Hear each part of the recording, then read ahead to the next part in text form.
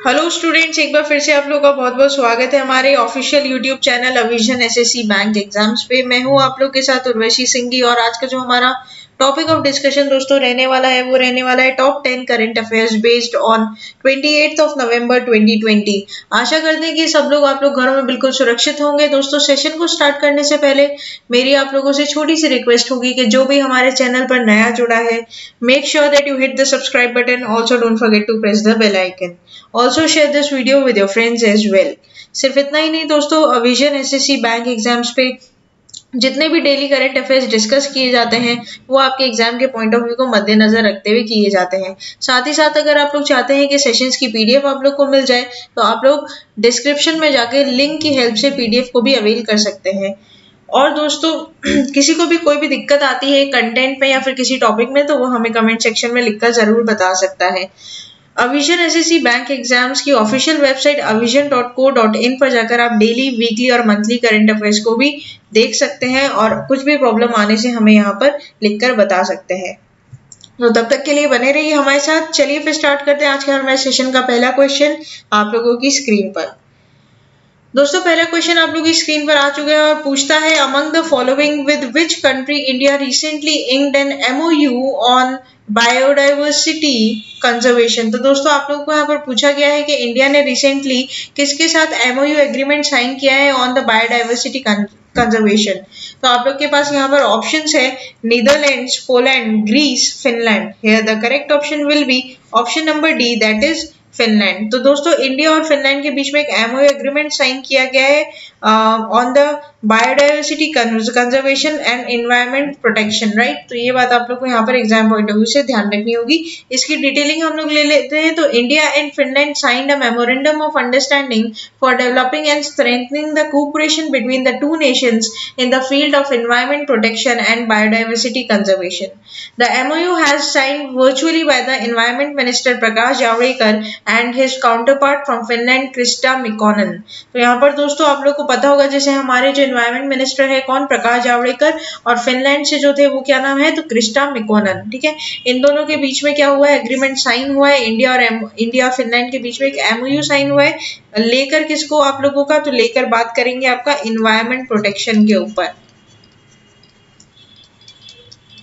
ये बात आप लोग यहाँ पर ख्याल रखोगे। While speaking at the event, Prakash Javadekar stated that MOU provides the possibility of having joint projects in the areas of mutual interest and will commit both the nations to work together towards the fulfillment of commitments made under the Paris Agreement, right। तो यहाँ पर मैं आप लोग को दोस्तों बता दूं कि जो हमारे इंडिया के और फिनलैंड के जो डिप्लोमेटिक रिलेशंस थे वो आप लोग एस्टेब्लिश हुए थे 1949 में। तो 1949 में यहाँ पर इंडिया और फिनलैंड के डिप्लोमेटिक रिलेशंस को एस्टेब्लिश किया गया और इवन साथ साथ द बायलैटरल ट्रेड जो हम लोग का इंडिया और फिनलैंड के बीच में हुआ है वो करीबन दोस्तों 1.284 बिलियन यूएसडी इन, और ये कब हुआ था आपका, तो 2016-17 के पीरियड में ये साइन यहाँ पर हुआ था। ठीक है, अच्छा इंडिया जो मेनली एक्सपोर्ट करता है आपका फिनलैंड को, वो करता है दोस्तों fuels, electric goods, mineral oils, cotton, iron, steel, ये सारे अप्लायंसेस यहाँ पर क्या किए जाते हैं आप लोगों का, इम्पोर्ट किए जाते हैं, एक्सपोर्ट किए जाते हैं इंडिया के थ्रू। और जो मेजर एक्सपोर्टर्स हैं फिनलैंड के to India are the nuclear reactors and the pulp of wood and boilers. ठीक है, तो ये बात भी आप लोग इधर ध्यान रखोगे। ये कुछ एडिशनल चीजें थी जो आप लोग को यहाँ पर बतानी थी। अच्छा, उसके बाद दोस्तों यहाँ पर बात की गई है आप लोग के पेरिस एग्रीमेंट की। तो ये पेरिस एग्रीमेंट क्या था इसके बारे में भी हम लोग जानेंगे। तो पेरिस एग्रीमेंट में दोस्तों इंडिया ने कमिट किया था to achieve the 40% of electric power installation based on non fossil, ठीक है, नॉन फ्यूजल फ्यूल्स बाय 2030। तो ये आपका पेरिस एग्रीमेंट के अंदर एक बात कही गई थी। और even to create the carbon sink of 2.5 billion to 3 billion tons of carbon dioxide, right. तो ये बात भी यहाँ पर पेरिस एग्रीमेंट के अंदर की गई थी दोस्तों। तो ये बातें आप लोग को यहाँ पर क्या करनी होगी, ध्यान रखनी होगी। एग्जाम पॉइंट ऑफ व्यू से ये इंपॉर्टेंट रहेगा कि बायोडाइवर्सिटी कंजर्वेशन के ऊपर इंडिया ने किसके साथ हाथ मिलाया है, तो वो मिलाया है आपका फिनलैंड के साथ। ठीक है, ये बात आप लोग ध्यान रखना। नेक्स्ट चलते क्वेश्चन नंबर 2 के ऊपर। Who is the founder of the fit India movement. तो दोस्तों यहाँ पर आप लोगों को बताना है कि फिट इंडिया मूवमेंट के यहाँ पर फाउंडर कौन है, और ऑप्शन है आप लोगों के पास यहाँ पर सुपर्णो सतपथी, नितिन मुखर्जी, स्नेहाशीष दत्ता, अमिताभ बैनर्जी है। The correct option will be option number A, that is Suparno Satpathy. ठीक है, तो ये बात आप लोग इधर क्या करोगे, ध्यान रखोगे, ये आप लोग के लिए इंपॉर्टेंट रहेगा। पढ़ लेते हैं एक बार। तो sports minister Kiran Rijiju on Wednesday launch the second edition of India school week programme. ठीक है, तो यहाँ पर हमारे जो स्पोर्ट्स मिनिस्टर है किरण रिजिजू, उन्होंने रिसेंटली क्या किया है, आप लोगों का यहाँ पर लॉन्च कर दिया है second edition of the Indian school week program. The virtual event was conducted with the aim to encourage kids to inculcate physical activity and sports in their daily routine, as school is the first place where habits are formed, the ministry said in a statement. तो basically यहाँ पर school students को और ज्यादा motivate किया गया है कि वो लोग क्या करें, वो लोग अपना पार्ट ले ज्यादा से ज्यादा किसमें, खेलने कूदने में, ताकि उन लोगों की जो हैबिट्स है, क्योंकि आप लोग को पता है एक बच्चे की हैबिट जो होती है वो उसकी स्कूल टाइम से ही होती है। स्कूल जो चाहता है वो बच्चे को जैसा बनाना चाहता है वैसा बना सकता है। तो ये बात आप लोगों को इधर ध्यान रखनी है कि किरण रिजिजू ने ये स्टेप लिया है सेकंड एडिशन के, वो स्कूल में एक वीक स्टार्ट करेंगे जहाँ पर पूरा स्पोर्ट्स वीक टाइप का वो वहां पर रहेगा। ठीक है, जो भी to participate in the programme the school have to register themselves on www.fitindia.government.in और Fit India school week, right. तो ये बात भी आप लोग इधर क्या करोगे, ध्यान रखोगे। नेक्स्ट चलते हैं क्वेश्चन नंबर 3 के ऊपर। Who is the president of inventivepreneur chamber of commerce and industries. तो आईसीसीआई के यहाँ पर दोस्तों आप लोगों को बताना है प्रेसिडेंट कौन है। ऑप्शन है आप लोग के पास Ritu Kumar, Ritesh Jain, Ritika Yadav, Rubal Agarwal. Here the correct option will be option number C, that is Ritika Yadav, right. तो रितिका यादव यहाँ पर क्या हो जाएंगी, आपकी आईसीसीआई की प्रेसिडेंट हो जाएंगी। तो एचडीएफसी बैंक और आईसीसीआई के बीच में एक दोस्तों मेमोरेंडम ऑफ अंडरस्टैंडिंग साइन किया गया है, जहां पर वो लोग सपोर्ट करेंगे आप लोगों के एसएमईज और नए स्टार्टअप्स को। तो एक बार पढ़ लेते हैं इसके बारे में कि ये क्या बोलना चाह रहा है। तो यहाँ पर आईसीआईसीआई एंड एचडीएफसी क्या आए हैं, एक एमओयू यहाँ पर क्रिएट किया गया है। बेसिकली दोस्तों मैं आपको बताऊं कि इसमें क्या होगा, एचडीएफसी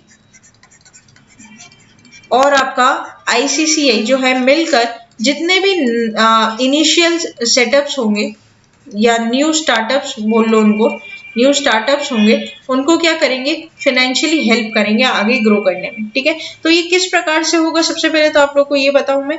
तो एचडीएफसी बैंक क्या करेगा, बिजनेस सपोर्ट करेगा उन फंक्शंस को, जैसे वर्क स्पेस के द्वारा या डिजिटल मार्केटिंग के द्वारा या वेब सर्विसेज के द्वारा, पेटेंट के द्वारा, कंटेंट राइटिंग के द्वारा, लीगल एडवाइजरी के द्वारा, ये सारी क्या मिलेगी, रिकमेंडेशंस यहाँ पर दी जाएगी एचडीएफसी के द्वारा।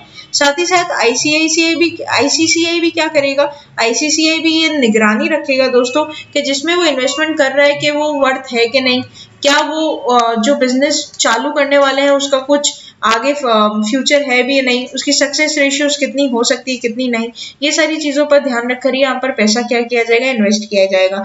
एक पिच यहाँ पर बना ली जाएगी और दोनों पिच के हिसाब से प्रेजेंटेशन होगी, और प्रेजेंटेशन अगर फुलफिल हो जाती है, सक्सेसफुल हो जाती है, तो फिर वहां पर उसे क्या हो जाएगा, लोन ग्रांट कर दिया जाएगा।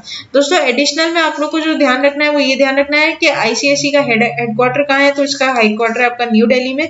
हम लोगों ने प्रेसिडेंट की बात कर ली थी, तो रितिका यादव इसकी प्रेसिडेंट हो जाएंगी। एचडीएफसी की अगर हेडक्वार्टर की बात की जाए तो एचडीएफसी का हेडक्वार्टर हो जाएगा आपका कहाँ पर, मुंबई में। इसके एमडी सीईओ का नाम अगर ध्यान रखें तो इनका नाम हो जाएगा शशिधर जगदीशन।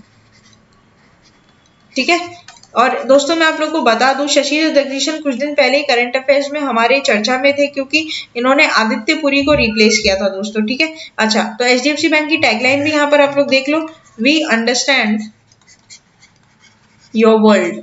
ये इसकी क्या हो जाएगी, टैगलाइन हो जाएगी, किसकी, आपकी एचडीएफसी बैंक की। तो ये सारी रिलेटेड चीजें जो आपको एग्जाम पॉइंट ऑफ व्यू में एक्स्ट्राज में याद कर जानी होगी दोस्तों, क्योंकि आजकल करंट अफेयर्स का दबदबा एग्जाम में ज्यादा देखने को मिला है।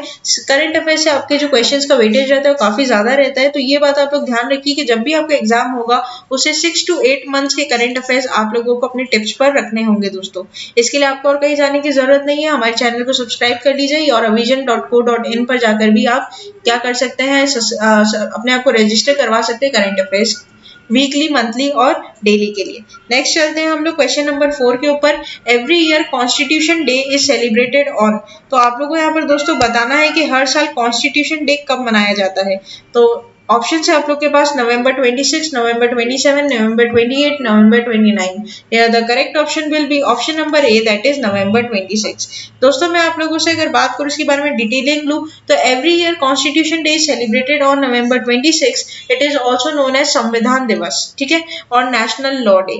The day is celebrated to mark the adoption of the constitution. The constitution of India was adapted on November 26, 1949। The constitution came into force on January 26, 1950, and hence India celebrates its Republic Day on 26 January every year, and the constitutional head of India, the President, hosts the national flag on this day। तो यहाँ पर दोस्तों ये बात ध्यान रखने की होगी कि इंडियन कॉन्स्टिट्यूशन डे आपका कब मनाया जाता है, 26 नवंबर को, और इसको जो लागू किया गया था तो वो किया गया था आप लोगों का 26 जनवरी से, जिसको रिपब्लिक डे के नाम से भी दोस्तों जाना जाता है। 1950 में पहली बार ये क्या हुआ था, लागू हुआ था, स्टेब्लिश हुआ था या फिर इफेक्ट में आया था, ये बात आप लोग ध्यान रखना।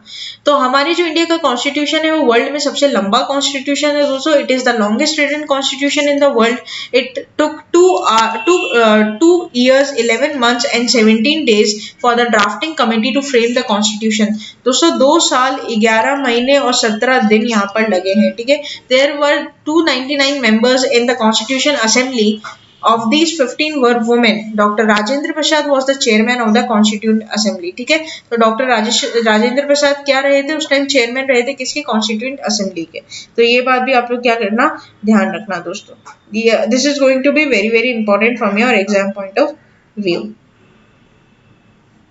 नेक्स्ट चलते हैं हम लोग क्वेश्चन नंबर 5 के ऊपर, और क्वेश्चन नंबर 5 क्या बोलते हैं पढ़ लेते हैं।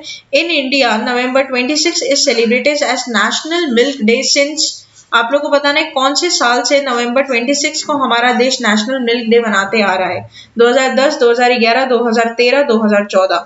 Here the correct option will be option number 4, that is 2014। ठीक है दोस्तों, तो ये बात ध्यान रखना 2014 से हमारा देश हर 26 नवंबर को क्या मनाते आ रहा है, नेशनल मिल्क डे मनाते आ रहा है। लेकिन दोस्तों यहाँ पर एक छोटा सा एक्सेप्शन है कि यूनाइटेड नेशंस जो है, ठीक है, यूनाइटेड नेशंस जो वर्ल्ड मिल्क डे मनाता है वो मनाता है 1 जून को। तो ये बात आप लोग इधर एक्स्ट्रा में ध्यान रखो। In India, 26 November is celebrated as National Milk Day since 2014 to commemorate the birthday of the father of India's first revolution, Dr. Verghese Kurien, also nicknamed as Milkman of India. The day was fixed by the dairy majors of the country, including the National Dairy Development Board, that is NDDB, the Indian Dairy Association, that is IDA, along with the 22 state level milk federations. तो note में आप लोगों को ये बात यहाँ पर लिख दी गई है कि यूनाइटेड नेशंस में वर्ल्ड मिल्क डे कब मनाया जाता है, तो 1 जून को दोस्तों मनाया जाता है, ठीक है। और हमारे इंडिया में कब मनाया जाता है, तो इंडिया में आपका 26 नवंबर को मनाया जाता है। नेक्स्ट चलते हैं क्वेश्चन नंबर 6 के ऊपर। The transgender persons protection of rights act 2019 came into effect on. तो दोस्तों यहाँ पर आप लोगों से पूछा है कि ट्रांसजेंडर्स के लिए जो प्रोटेक्शन ऑफ राइट्स एक्ट है वो आपका कब से इफेक्ट में आया है, मतलब उसको कब से मान्यता मिली है। तो यहाँ पर ऑप्शन है आप लोग के पास 10 जनवरी 2020, 10 फरवरी 2020, 10 मार्च 2020, 10 अप्रैल 2020। Here the correct option will be option number A, that is 10th January 2020, ठीक है। तो यहाँ पर आप लोग को ये ध्यान रखना है कि इनका जो एक्ट है उनको मान्यता मिली है दोस्तों 10 जनवरी 2020 से। पढ़ लेते हैं एक बार। तो union minister for social justice and empowerment Shri Thawarchand Gehlot, he launched a national portal for transgender persons. He also inaugurated a Garima Greh, a shelter home for transgender persons in Vadodara, Gujarat। तो दोस्तों यहाँ पर दो schemes launch की गई है, किसके द्वारा, आप लोग का थावरचंद गहलोत के द्वारा। एक तो आप लोग का नेशनल पोर्टल और एक गरिमा गृह, ठीक है। एक तो आपका नेशनल पोर्टल और एक आपका Garima Greh. The national portal for transgender person has been developed as per the notification of transgender persons protection of rights rules 2020। तो दोस्तों सबसे पहले तो बात कर लेते हैं कि ये नेशनल काउंसिल करेगा क्या, मतलब ये जो आपका नेशनल पोर्टल खोला गया है इसके द्वारा से होगा क्या, ये बात आप लोगों को सबसे पहले तो बता देते हैं कि it will help the transgender to obtain the certificate without any physical interference. उनकी फिजिकल इंटरफेरेंस को नजरअंदाज करते हुए उन्हें अब क्या दिया जाएगा, आप लोगों का सर्टिफिकेट प्रोवाइड किया जाएगा। इवन वो लोग दोस्तों अब Aadhaar card, PAN card, voter ID सबके लिए क्या रहेंगे, मान्य रहेंगे। उन्हें किसी भी तरीके से किसी भी ह्यूमिलिएशन को फेस करने की अब जरूरत नहीं पड़ेगी। इधर यहाँ पर दोस्तों this portal will also help the transgender to get the identity cards in their self perceived identity which is an important provision for transgender person protection of rights act 2020। ठीक है, तो जैसे कि मैंने आप लोग को बोला कि उन्हें अब क्या दिया जाएगा, उन्हें अपना एक पहचान दी जाएगी, पहचान पत्र भी उन्हें यहाँ पर क्या किया जाएगा, प्रोवाइड की जाएगी। ठीक है, the portal will help transgender person in applying for a certificated identity card digitally from anywhere in the country, right? Or the portal will help the transgender person to get the I card even any physical interference and without having any visit any office, right? तो ये बहुत ही एक अच्छा initiative यहाँ पर दोस्तों देखने को हमें मिला है। इवन यहाँ पर दोस्तों जो गरिमा गृह है, ये शेल्टर है, तो बेसिकली यहाँ पर क्या किया गया है, हमारे थावरचंद गहलोत जी के द्वारा रिसेंटली एक गृह खोला गया है जहां पर इन्हें क्या मिलेगा, यहाँ पर हमें इन्हें शेल्टर दिया जाएगा ताकि ये लोग रह सके। किसी भी तरीके से कोई भी इन लोगों को प्रॉब्लम ना हो रहने में। ट्रांसजेंडर्स को लेकर इन्हें घर नहीं दिए जाते, इन्हें जॉब नहीं दी जाती है, जैसे कि हमें पता ही, हम रेगुलर लाइफ में अपनी देखते ही हैं। तो अब यहाँ पर इन्हें क्या कर दिया गया है, इन्हें पूरी इक्वालिटी दी जाएगी आप लोगों की सोसाइटी में रहने की, खाने की, इनके भी आधार कार्ड होंगे और सब कुछ एक बहुत ही अच्छे तरीके से यहाँ पर क्या किया गया दोस्तों, मैनेज किया गया।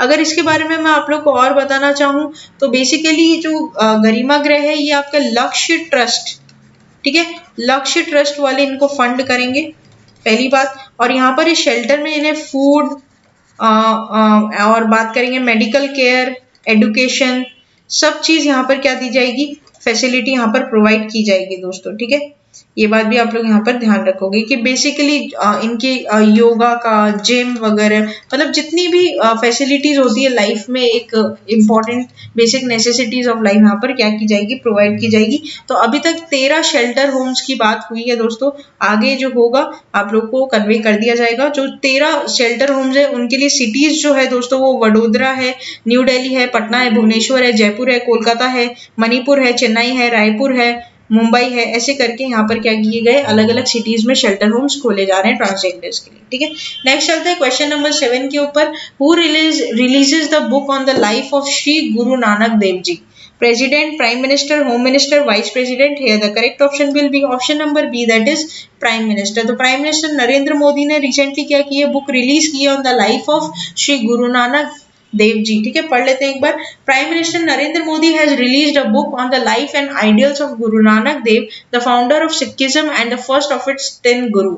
The book has been penned by Kripal Singh Ji, Minority Affairs Minister Mukhtar Abbas Naqvi, and was also present during the book release, right? तो आप लोग यहाँ पर देख भी पा रहे हैं दोस्तों कि यहाँ पर जो मोदी जी हैं उन्होंने रिलीज कर दी है book on the life of Guru Nanak Dev ji, which is written by whom, which is written bye आप लोगों के जो कृपाल सिंह जी हैं उनके द्वारा लिखी गई है। और इवन उस टाइम रिलीज करते समय मुख्तार अब्बास नकवी भी यहाँ पर क्या थे, प्रेजेंट थे दोस्तों इन लोगों के साथ। ठीक है, नेक्स्ट चलते हैं हम लोग क्वेश्चन नंबर 8 की तरफ।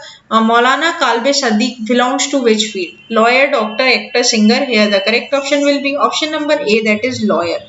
ठीक है, तो यहाँ पर इनका क्या हो चुका है दोस्तों, देहांत हो चुका है, डिमाइस हो चुका है। ये all India Muslim personal law board के वाइस प्रेसिडेंट थे दोस्तों, जिनका देहांत हुआ है।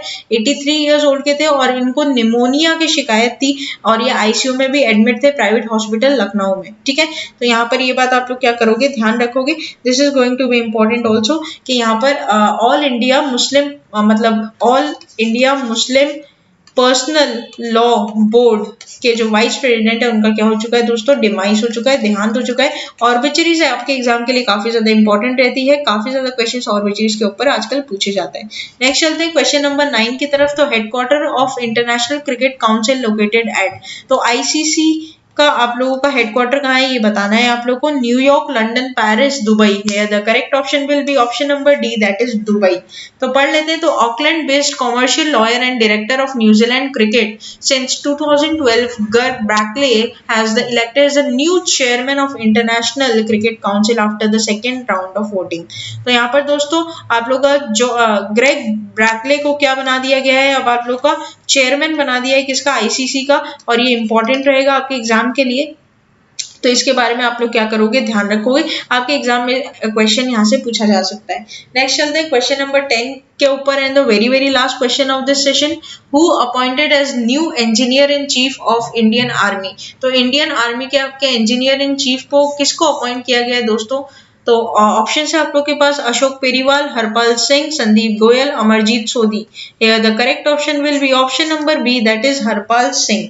तो यहाँ पर दोस्तों lieutenant general Harpal Singh has been appointed as the next engineer in chief of the Indian army on Wednesday. Lieutenant general Singh is currently the director general of border roads organisation and would take over as new appointment on December 1। तो यहाँ पर ये बात भी एक नई appointment है दोस्तों, ठीक है। तो अपॉइंटमेंट भी आप लोगों के एग्जाम के लिए इंपॉर्टेंट रहेगी। तो दोस्तों ये था पूरा हमारा सेशन टॉप 10 करंट अफेयर्स का। आशा करते हैं कि सेशन आप लोग को अच्छा लगा होगा। सेशन अच्छा लगा है तो लाइक करना मत भूलिएगा। चैनल को आप लोग तुरंत ही सब्सक्राइब कर लीजिए, और किसी को कोई दिक्कत होती है तो कमेंट सेक्शन में हमें लिखकर बता सकता है। तब तक के लिए बने रहिए हमारे साथ। Thank you so much and have a nice day.